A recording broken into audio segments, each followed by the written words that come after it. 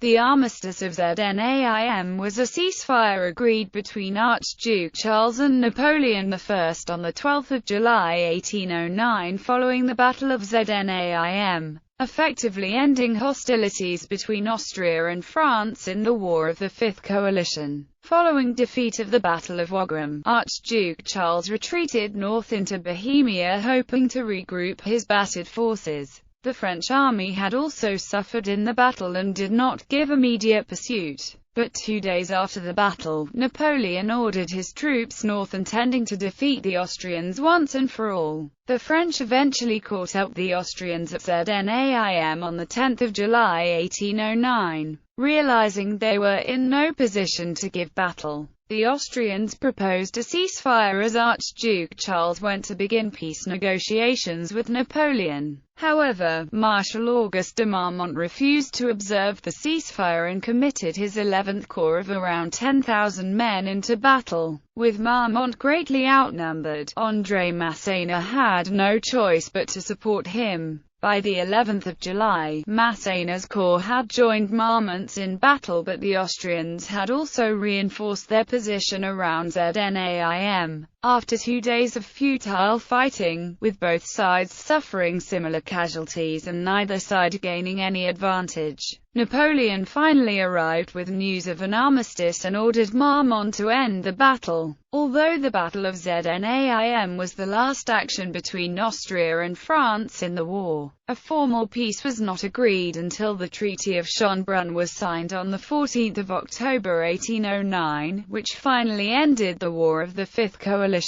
Prelude. The immediate cause of the two-day Battle of Znaim was the decision of the Austrian commander-in-chief, Archduke Charles, to stage a rearguard action near the town of Znaim, about 80 kilometers north of Vienna, in order to give his army time to withdraw its baggage train in safety toward Moravia. Marmont's two combined French and Bavarian corps were the first of Napoleon's troops to arrive on the field following the course of the River Thyer. Believing that he faced only a rearguard, Marmont ordered his Bavarian troops to take the village of Tesswitz south of Znaim, while the rest of his troops attacked the village of Zuckerhandel. Battle. The Bavarians succeeded in storming Tesswitz but were then thrown out by Austrian reinforcements. Marmont renewed the Bavarian attack, and Tesswitz was retaken, only to be lost soon after. The village changed hands a number of times during the day, this contest constituting the heaviest fighting the Bavarians saw in the whole campaign. Marmont had hoped to swing his cavalry in behind the Austrian rearguard, but on reaching high ground above Tesswitz,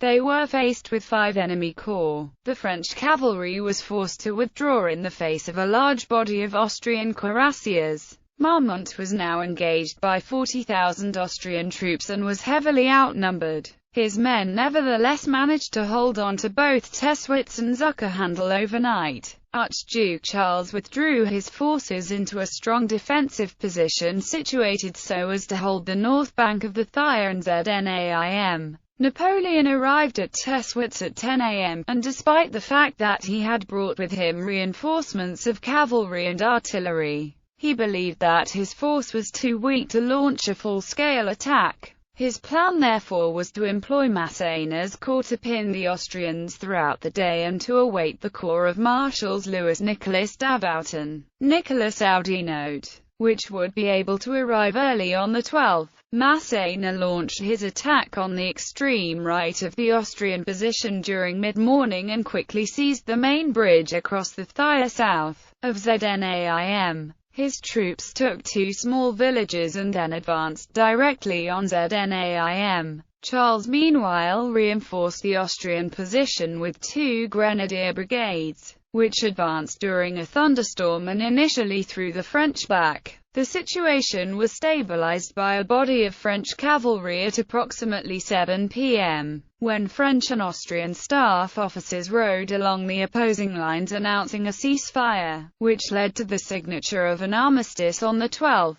Znaim was to prove the last action of the 1809 campaign. The two sides signed a treaty of peace at the Schönbrunn Palace on 14 October.